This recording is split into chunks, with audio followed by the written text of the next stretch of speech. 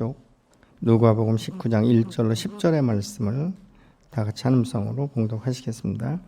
예수께서 여리고로 지나가시더라. 삭개오라 이름하는 자가 있으니 세리장이요 또한 부자라.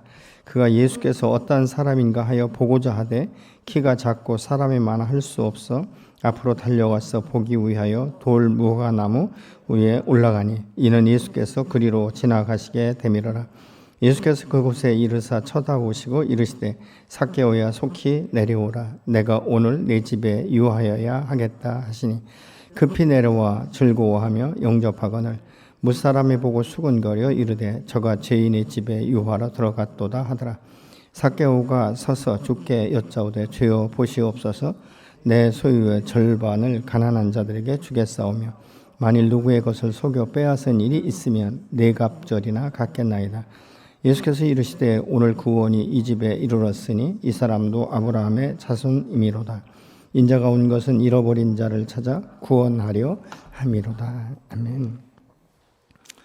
사람이 누구를 만나느냐에 따라서 삶의 방향성이 달라지는 것들을 우리가 보게 됩니다. 그렇기 때문에 그 만남이 복이 될 수도 있고 악이 될 수도 있다는 것이죠.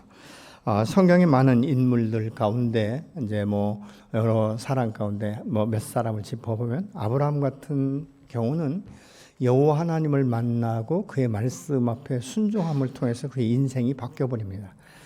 복의 근원이 되고 모든 열방이 그로 인해서 복을 얻게 되는 축복의 통로로 세워지는 것을 우리가 볼 수 있죠. 신약에서는 이제 이 베드로 같은 경우는 아주 이 어렸을 적부터 어부로서 고기 잡는 그 일에 아주 능한 사람이었고 잔뼈가 굵은 사람입니다. 그러나 그가 하루의 일상을 끝나고 그물을 씻을 때 예수님이 그 배에 승선하셨고 예수를 만난 후에 그가 모든 것들을 다 포기하고 주님을 따르면서 이제는 예수님의 수제자로서 오늘날까지 저와 여러분들 마음속에 기억을 하며 예수 만나는 것이 얼마나 큰 축복인지를 알 수 있는 것이죠. 또 사도 바울 같은 경우는 어떻습니까? 그 나름대로의 모든 경력과 이력을 통해서 그때 당시에는 정말 남부럽지 않은 충만한 삶을 살 수 있음에도 불구하고 이 예수를 만난 후에 자기가 그동안 알았던 모든 것들은 초등학문에 불과하며 배설물로 여길 만큼 예수를 만난 것이 얼마나 큰 축복인지를 그가 알게 되는 것이죠. 그러면서 전혀 상상하지 못했고 생각하지 못했던 이방인을 위한 전도자로 하나님이 세우신 것에 대해서 참 감사하다. 이렇게 말하는 것을 볼 수 있는 것이죠. 이것을 통해서 우리가 볼 수 있는 것은 인간의 행복이라는 것은 지나가는 이 행복이 아니라 영원한 행복을 추구하는 것이 얼마나 아름다운지. 그래서 이 성경의 인물들 가운데 여호와 앞에 순종하고 하나님의 말씀 앞에 순종한 사람들은 일시적인 지나가는 행복이 아니라 영원한 행복 안에서 그 은혜 안에서 주님과 함께 그 축복을 누리는 아름답고 복된 삶을 살아가게 된 줄로 믿습니다. 오늘 성경에 나오는 이 삭개오라는 사람은 당시 여리고에서 이 세금을 징수하는 관리였어요. 그렇기 때문에 이때 당시에는 이 로마의 이 압제를 받을 때이기 때문에 이 세금이라는 것은 일정 금액을 로마의 이제 정부에 납부하고 나면 나머지 것은 다 자기들이 착복하는 이런 시대였다는 것이죠. 그런데 이 사람이 이제 세리장이기 때문에 사실은 얼마든지 많은 것들을 착복할 수 있는 것이죠. 그래서 사람들이 볼 때 저건 인간도 아니다. 어떻게 보면 쓰레기처럼. 그래서 사람들이 말하기를 이 세리들을 완전한 이 죄인으로 취급을 했어요. 그래서 이 당시에 유대인들은 아예 이 세리는 정말 인간 이하의 같은 동족을 어떻게 저렇게 착취해 먹고 살 수 있는가, 저만 잘 살면 되는가, 이런 생각들로 가득 차 있었다는 것이죠. 그런데 그 삶 가운데는, 그 뒤안길 가운데는 행복만 있는 것이 아니라 외롭고 고독한, 그래서 이 허전함이 있었다는 것이죠. 이 세상의 어떤 물질로 만족할 수 없고 명예나 권세로 만족할 수 없다는 것은 어떻게 보면 공통점이다. 우리가 그렇게 볼 수 있지 않습니까? 여러분, 그렇기 때문에 이 세리장이었던 이 삭개오의 마음 가운데 한켠에는 늘 부족함이 있었어요. 늘 공허함이 있었고 괴로움이 있었고 인간관계가 원만하지 못하기 때문에 내 주변엔 정말 사람이 없구나. 여러분, 그래서 우리가 인간관계도 돈 주고 살 수 없는 게 인간관계예요. 그것은 무엇입니까? 만남의 축복이 있어야 된다는 것이죠. 그는 다른 사람이 부러워할 만큼 돈은 많이 벌었지만 그의 행동과 삶으로 인해서 많은 사람들이 상처를 받고 이 삭개오를 좋게 여기지 않았기 때문에 비인격적인, 어떻게 보면 수전노와 같은 아주 매설찬 사람이다, 그렇게 치부하고 살던 시대인 것이죠.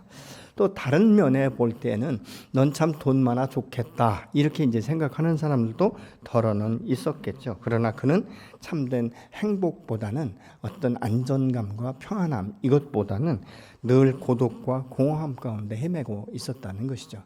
여러분, 그렇기 때문에 오늘날 우리가 많은 이 부를 축적한다고 해서 사람이 만족하냐? 그렇지 않다는 거예요. 그렇기 때문에 여러분, 부를 축적한 것에 대해서 너무 부러워하지 마시고, 나도 하루라도 저 사람 같았으면 좋겠다, 이것이 아니라 정말 나를 나되게 하시고 나를 행복하게 만들고 나를 유익하게 하시고 나와 늘 함께 동행하시는 그분을 내가 어떻게 만났는가, 그분과의 관계가 내가 지금 어떤 관계인가, 이런 부분에 대해서 우리는 더 한번 생각해 봐야 될 줄로 믿습니다. 오늘날도 많은 사람들이 부자 소리는 듣지만 정당하지 못한 방법으로 부자가 되었다면 언젠가는 이 드러나게 될까봐 두렵고 또 사람들로부터 칭찬받고 인정받기보다는 원망하는 마음으로 가득 차 있기 때문에 사랑받지 못하는 이것으로 인해서 외롭고 고독할 수가 있다는 것입니다. 사람들이 돈과 권력 앞에서는 어쩔 수 없이라도 굴복당하는 것 같지만 그 마음은 뺏을 수 없는 것이에요. 그러니까 마음이 굴복당하지 않는 것은 그 사람이 그 사람 앞에 굴복당하지 않았다, 이런 것들을 우리가 볼 수 있게 되는 것이죠. 다시 말하면 기회만 주어진다면 언제든지 내가 올바른 소리, 이 억울함을 내가 호소하리라, 이런 마음 가운데 계속적으로 이 아픔을 표현하고 싶은 이런 마음들을 가지게 된다는 것입니다. 그러나 이 당사자의 마음은 어떨까? 그들의 마음은 고독하고 외롭다는 것이죠. 아무도 그들 곁에 가서 진실로 이야기하는 사람들이 없습니다. 비유를 맞춰주는 사람은 있을지 모르지만 그렇지 않다는 것이죠. 적어도 일말에 어떤 양심의 가책을 느끼는 사람 같은 경우는 더 많은 갈등을 느끼겠죠. 그러면서 아마 이런 이야기 할 수도 있어요. 내가 올까지만 이렇게 하고 내년엔 모든 것들을 내려놓으리라. 그런데 여러분, 사람이 이 돈독에 걸리면요 절대 포기하지 못합니다. 뭘 내년에 어떻게 내려놔요? 내년에 내려놓을 생각을 하면요, 야, 이거 내려놓으면 내가 수익원이 없는데 내가 어떻게 살지? 이런 생각을 한다는 거예요. 그래서 이 물질이라는 것은 만족이 없다. 그래서 물질은 채워도 조금 더 이 부족한 것만 생각하게 되는 것들을 우리가 보게 되는 것이죠.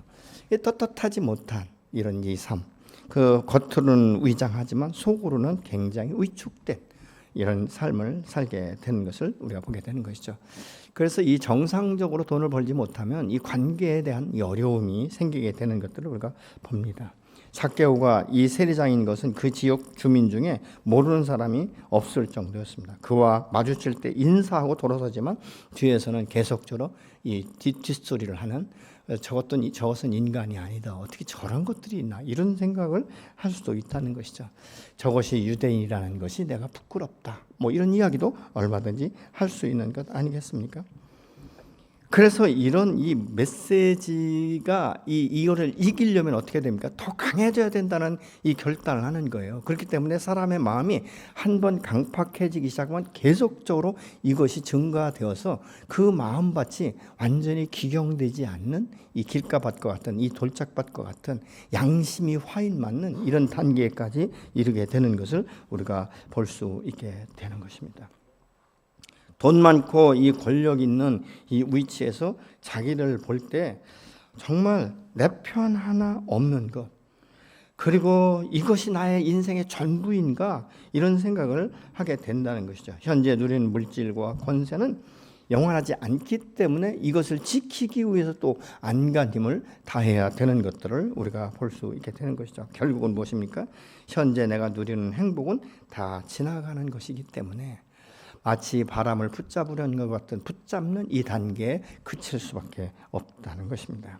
삭개오는 이 여리고로 예수님께서 오신다는 말을 듣고 그 마음 가운데 이제 이 예수를 만나기를 갈망하는 마음이 있었어요. 왜냐하면 이 소문에 의하면 정말 이 예수님을 만난 사람들은 이 삶이 바뀌었다.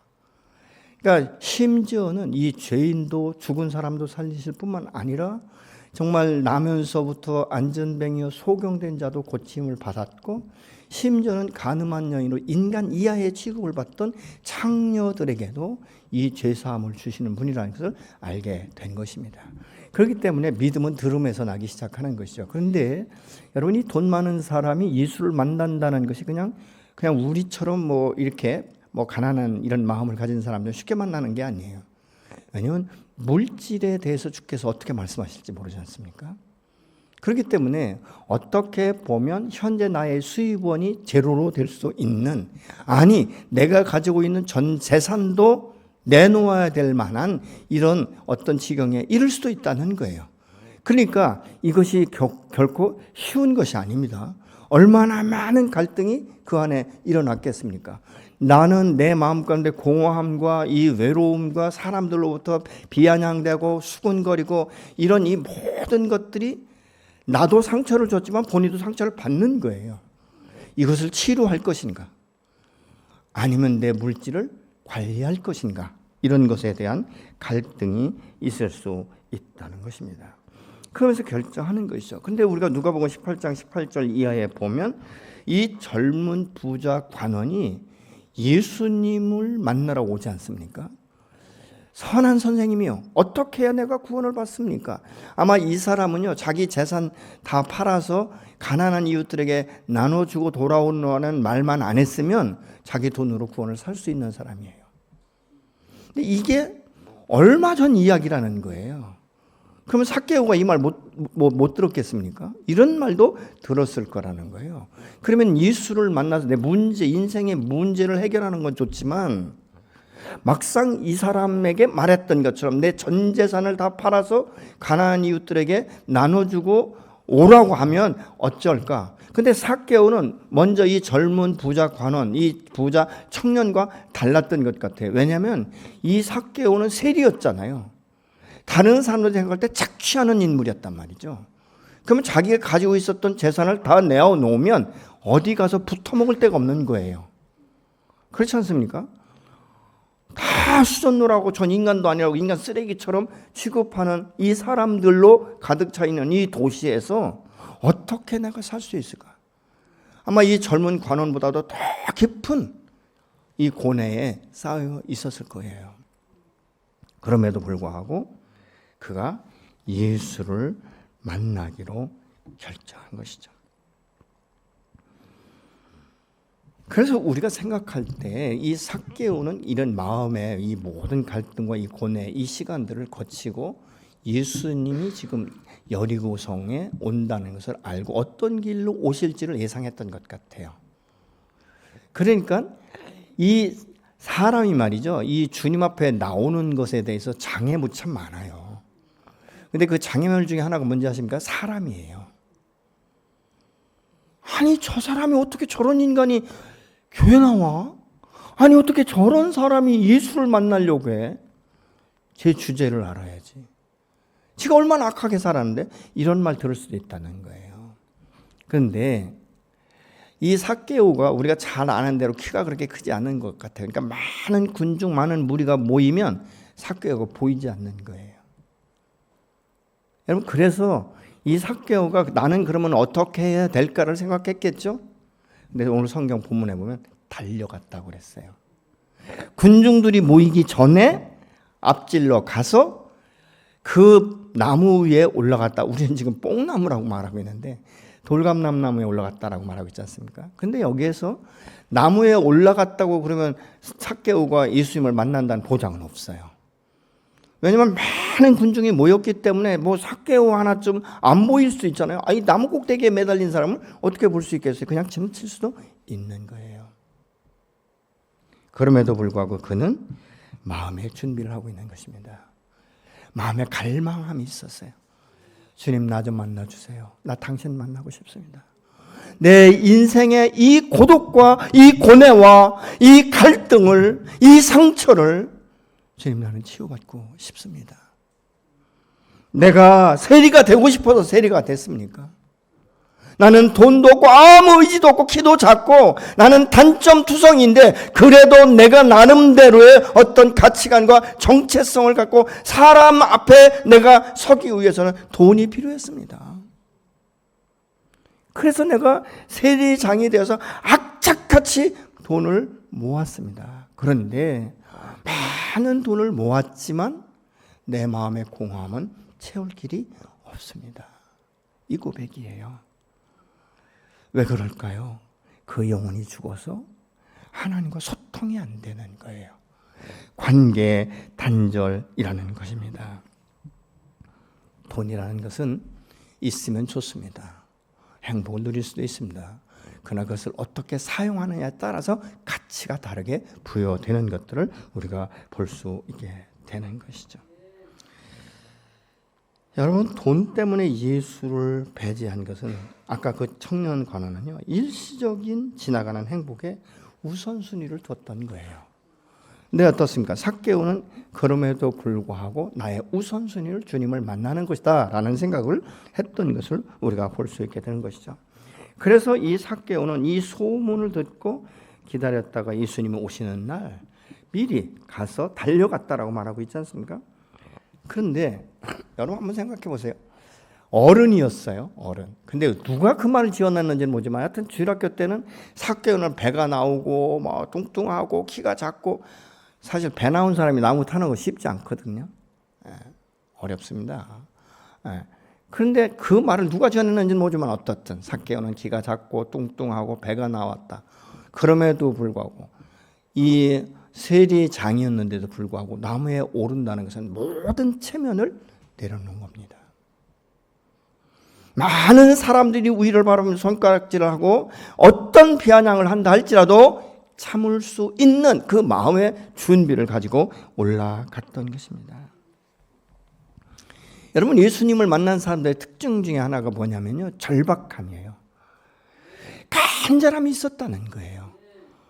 여러분, 이 소경 같은 경우는요, 이 18장 35절 이하에 한 맹인이 길거리에 있는데 이 맹인은요, 눈으로 볼 수 없어요. 예수님의 행렬이 오는지 안 오는지 몰라요. 근데 막 사람들이 갑자기 구걸하는 사람이었는데 막 왁자지껄 하는 거예요. 너무 소란스러운 거예요. 그러니까 묻는 거예요. 여보시오, 왜 이렇게 시끄럽소? 갑자기 왜 이렇게 소란을 떨고 있어? 그러니까 예수님이 온다는 거예요. 근데 이 소경도 예수님에 대한 소문은 들었던 것 같아요. 그러니까 갑자기 동전 떨어지기를 바라던 그가 갑자기 소리를 지르기 시작하는 거예요. 다윗의 자손 예수여, 나를 불쌍히 여기소서. 다윗의 자손 예수여, 내가 여기 있습니다. 나를 좀 바라봐 주세요. 이렇게 외치는 거예요. 그러니까 사람들이 뭐라고 해요? 조용히 좀 하라고. 그러니까 이 사람이요, 기가 죽는 게 아니라 한 톤을 더 높이는 거예요. 그 갈망함. 지금 삭개오의 갈망함은 무엇입니까? 내가 키가 작고 나는 단점이 있기 때문에 많은 군중이 모이면 내가 예수님을 만나려 해도 만날 수 없다는 이 장벽을 극복할 수 있는 것이 나무에 올라가는 것이었단 말입니다. 모든 체면 다 내려놓고 모든 권리 다 내려놓고 올라가는 것이죠. 갈등을 느낄 수 있었을 거예요. 내가 여기서 소리쳐야 되는가? 어떻게 될 것인가? 그런데 예수님이 먼저 그를 보십니다. 그러면서 그의 이름을 예수님이 먼저 불러줘요. 뭐 요즘처럼 무슨 수행 비서가 있어가지고 앞에 몇 미터 가면 뽕나무에 올라간 삭개오라는 사람인데 그 사람이 주님을 만나기 위해 얼마나 갈망함이 있는지 몰라요. 얼마나 열망이 있는지 몰라요. 이런 얘기 해주지 않았다는 거예요. 근데 주님이 뭐라고 말씀하십니까? 삭개오야, 내려와라. 내가 오늘 내 집에 유하여야 되겠다. 이렇게 말씀하시는 것을 볼 수 있죠. 이것은 무엇입니까? 우리 주님은 내가 어떤 말을 하기 이전부터 나를 알고 계시다는 거예요. 나의 삶의 형태와 삶의 습관과 내 언어와 이 모든 것들을 보고 계시다는 것입니다. 그래서 시편 139편 1절로 4절 같이 보시겠습니다. 주님께서 나를 샅샅이 살펴보셨으니 나를 환히 알고 계십니다. 내가 앉아 있거나 서 있거나 주님께서는 다 아십니다. 멀리서도 내 생각을 다 알고 계십니다. 내가 길을 가거나 누워 있거나 주님께서는 다 살피시고 계시니 내 모든 행실을 다 알고 계십니다. 내가 혀를 놀려 아무 말 하지 않아도 주께서는 내가 하려는 말을 이미 다 알고 계십니다. 세번 형수는 그렇게 말씀하셨어요. 내가 말하지 않아도 내 혀에 어떤 말이 들어있는지 알고 있다는 거예요. 내가 길을 가거나 누워 있거나 모든 상황을 일거수일투족을 주님이 하신다는 거예요. 그러니까 삭개오의 이름을 부르는 거예요. 삭개오야 나와라. 내가 오늘 너의 집에 유해야 되겠다라고 말씀하고 있는 것이죠. 여러분 삭개오의 마음이 어땠을까요? 기뻐 날아가고 싶었을 거예요. 그렇지 않습니까?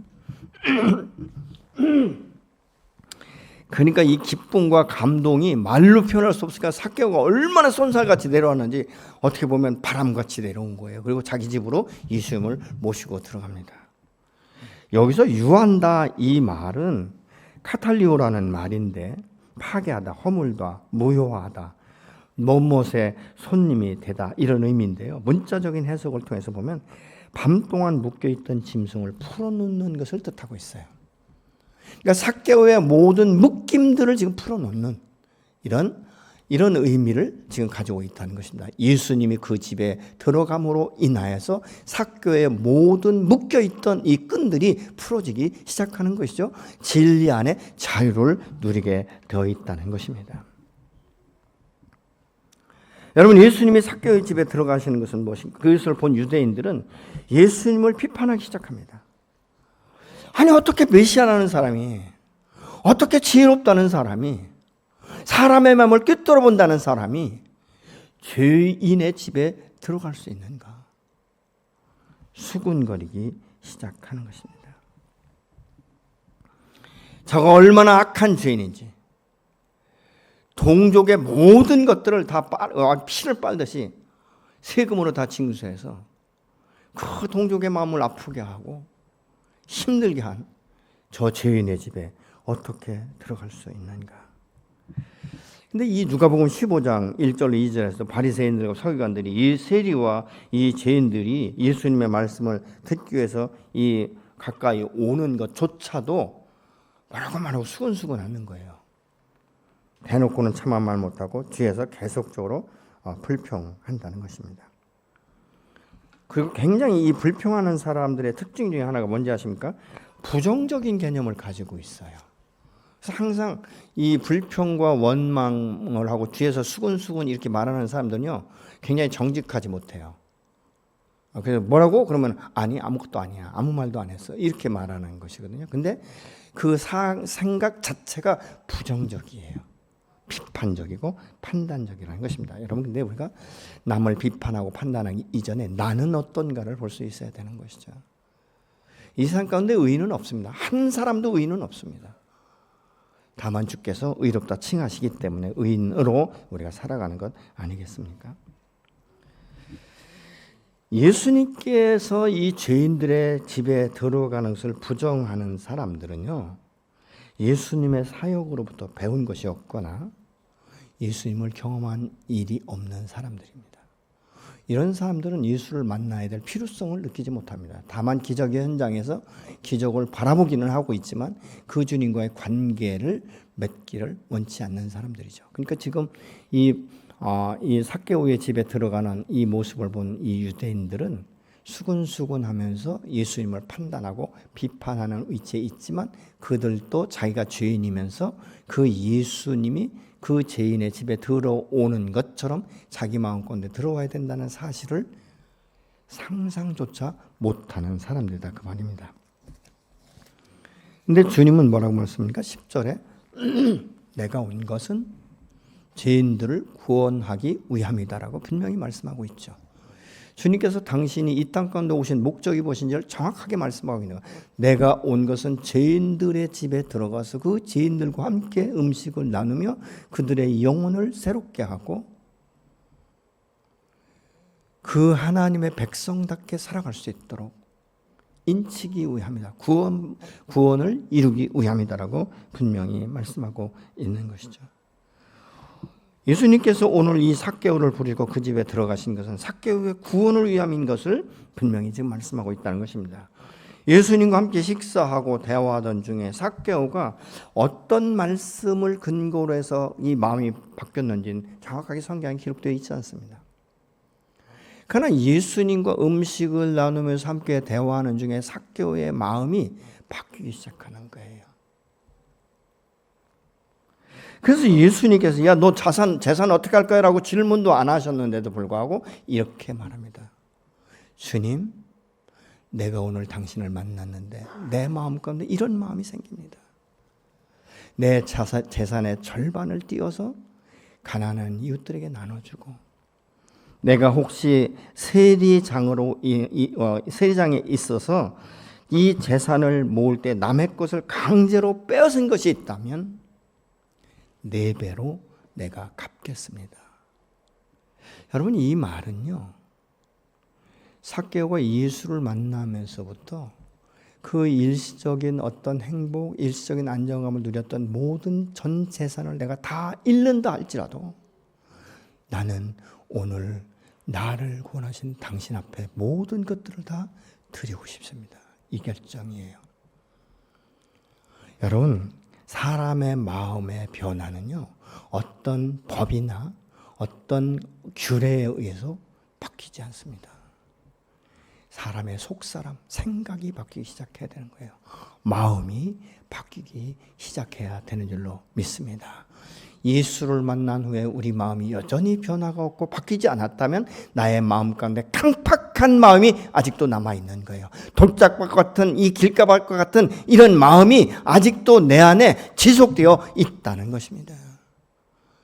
진정한 주님을 만나고 예수 그리스도의 보혈로 거듭난 사람은요, 그 피로 그 마음과 생각을 적시고 스며들기 때문에 언젠가는 그 땅들이 기영되어지고 옥토밭으로 변하는 역사가 반드시 일어나야 될 줄로 믿으시기 바랍니다. 그래야 풍성한 열매를 맺을 수 있는 거예요. 예수를 믿는다는 입술의 고백만으로 변화되고 그것만으로 하나님의 영광을 드러내는 것이 아니라 삶의 변화를 통해서 드러내기 시작하는 줄로 믿으시기 바랍니다. 여러분, 그렇기 때문에 아까도 말씀드렸지만 사람의 변화는 제도나 정책이 아니라는 것이죠. 사람의 마음이 바뀌어야 된다는 것입니다. 잃어버린 바 된 이 삭개오의 영혼을 구원하기 위해 예수님은 그 집에 들어갔습니다. 오늘 또 주님은 이 죄인인 우리 마음 가운데 들어와서 함께 유하기를 원하시는 것입니다. 여러분, 우리의 마음은 어떻습니까? 내 마음은 정말 죄로 가득 차 있지는 않습니까? 우리는 죄, 그러면 세상적인 어떤 도덕적이고 윤리적인 것을 자꾸 따져요. 근데 성경에서 말하는 죄는 그 이전에 하나님과의 관계 가운데 내가 어떤 관계인가를 보고 그 마음 가운데 하나님의 영이 없으면 죄인이라고 말하는 것 아니겠습니까?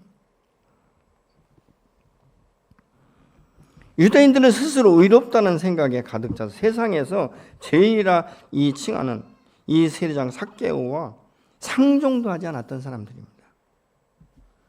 그러나 예수님은 죄인을 구하기 위해 이 땅 가운데 오셨기 때문에 그 죄인의 집에 들어가기를 원하시는 것입니다. 근데 우리 주님은요, 굉장히 인격적이기 때문에 요한계시록 3장 20절을 보면 문 밖에 서서 두드리시지 않습니까? 열어줄 때 들어가시는 거예요. 여러분, 귀신은요, 어느 때 보면 이 사역을 하다 보면 훅 들어왔어요. 그 사람한테. 귀신이 언제 들어온지도 몰라요. 근데 여러분, 예수를 만난 사람들은 대부분 간증할 때 보면 내가 주님을 언제 만났는지, 그리고 어떤 말씀에 근거해서 만났는지 대부분 다 압니다. 그렇지 않습니까? 제가 이렇게 목회를 하고 시치를 하다 보면요, 전도사 시치나 목사 시치를 할 때 보면 되게 목회자 자녀들은요, 이런 이야기를 해요. 나는 그냥 모태에서부터 신앙생활 했다고 하는데 그건 아니잖아요. 어떻게 모태에서 뭐 이렇게 신앙생활을 할 수 있겠습니까? 그런데 하도 말을 어렸을 적부터 태중에서부터 이 복음에 대해서 많은 말을 듣다 보니까 자기가 인격적으로 주님을 만난 때가 어느 때인지 정확히는 잘 모른다고 말을 해요. 근데 대부분 제가 이런 이 시치나 이런 걸 하다 보면 대개 주일학교 고학년, 그러니까 주일학교 한 4학년 이상, 뭐 아니면 중등부 때, 고등부 때 인격적인 주님을 만난 사람들이 굉장히 많습니다. 인격적인 주님을 만났다는 것은 무엇입니까? 말씀에 근거해서 내가 죄인인 것을 실제적으로 깨닫고 예수 그리스도 개인의 구절을 영접한 것을 말하고 있는 것 아니겠습니까? 그렇기 때문에 누가 예수를 잘 믿기 때문에 내가 구원받은 것이 아니라 내 개인적으로 예수를 만난 날이 언제인가, 이런 것들을 우리가 기억할 수 있는 것이죠. 그리고 나서 그 안에서는 어떻습니까? 하나님의 생수의 강이 쏟아지기 시작하고 진리의 말씀이 내 안에 들어오기 시작하고 계시로 기록된 말씀들이 풀어지기 시작하는 성령의 역사가 나타날 때에 그 믿음이 계속적으로 성장되고 성숙되고 변화되어서 어떤 단계에 이릅니까? 다른 영혼에 대해서 관심을 갖게 되는 거예요. 하나님, 저 영혼도 구원받아야 됩니다. 내가 갈급한 마음, 이 갈망하는 이 마음이 있었던 것처럼 하나님, 저 영혼 가운데, 저 심령 가운데 갈급한 마음을 부어 주옵소서. 그렇게 우리가 부르짖는 것 아니겠습니까? 오늘 이 삭개오는 수많은 풍문의 여러 가지 이야기를 들었고 정말 주님을 만나고 싶은 갈망함이 있었지만 그를 스스로 찾아가지는 않았습니다. 그러나 주께서 그 지역에 오실 때 그가 자기의 마음에 준비를 하는 것을 볼 수 있습니다. 주님을 만나는 사람들의 그 방법은 아주 다양합니다. 요한복음 4장 같은 경우는 예수님께서 사마리아로 행해야 되겠다고 결정을 하시고 그것 가운데 가서 사마리아 여인을 만나 주시기도 합니다. 베데스다 연못가에 38년 된 이 누워있는 환자는 예수님 앞에 나올 수 없기 때문에 주님께서 직접 찾아가셔서 그에게 말씀을 하기 시작하고 그가 믿음이 생기면서 자기의 자리를 들고 걸어가는 이런 기적을 베푸시기도 합니다. 그러나 요한복음 3장 니고데모 같은 경우는 관원이었지만 이 거듭남에 대해서 알지 못하기 때문에 야밤에 주님 앞에 찾아와 거듭남이 무엇인지를 묻습니다. 오늘 이 삭개오는 자기의 마음 가운데 공허함과 정말 이 불안정함, 물질이 많다고 해서 안정감을 이루는 것이 아니라 이 물질이 언제 날아갈지, 내가 어떻게 될지를 모르기 때문에 늘 고독과 외로움 가운데 얼마나 많은 싸움과 갈등이 있었는지 모릅니다. 예수를 만나고 싶은 것입니다. 많은 사람들이 나를 죄인이라고 말하는데 주님은 나도 내가 생각할 때 이 죄인이라고 생각했던 장녀도 그 죄를 사하시는 그 주님이 나의 죄도 사해 주실 것이라는, 내가 죄 사함 받고 싶다는 이 갈망하는 마음이 있었기 때문에 모든 것들을 다 내려놓고 나무 위에 올라갈 수 있었던 것입니다. 그 갈망한 마음을 주님은 아신 것이에요. 그렇기 때문에 삭개오야 내려와라, 내가 오늘 네 집에 들어가야 되겠다. 보십니까? 주님은 오늘 또 죄인의 집에 들어오기를 원하십니다. 내가 죄인 되었을 때 주님은 내 마음가운데 들어오시기를 그렇게 원하셨어요. 그 주님을 내 안에 들어오시도록 내 마음의 문을 열어놓았을 때 내 마음 가운데 들어오셔서 나의 죄를 사하시고 그 십자가의 보혈로 완전하게 제사하시면서 너는 이제 구원을 얻었다라고 말씀하시는 것처럼 삭개오 한 사람의 구원의 역사는 그 가정을 변화시키고 많은 이 세리들 안에 선한 영향력을 끼쳤을 것입니다. 우리 세리장 삭개오가 예수를 만난 후에 너무 많이 바뀌었다. 마음과 생각과 말과 행동이 바뀌었다. 나 같은 죄인도 하나님 앞에 나가면 삭개오처럼 구원을 받을 수 있겠다는 희망과 소망을 주지 않았겠습니까? 이것이 복음입니다. 저와 여러분이 갈망하는 마음이 있었기 때문에 예수를 만났고 그 예수를 통해서 우리가 구원을 받지 않았습니까? 이 복음은 계속적으로 흘러가야 될 줄로 믿습니다. 우리 함께 기도하시겠습니다. 혹시 여러분 안에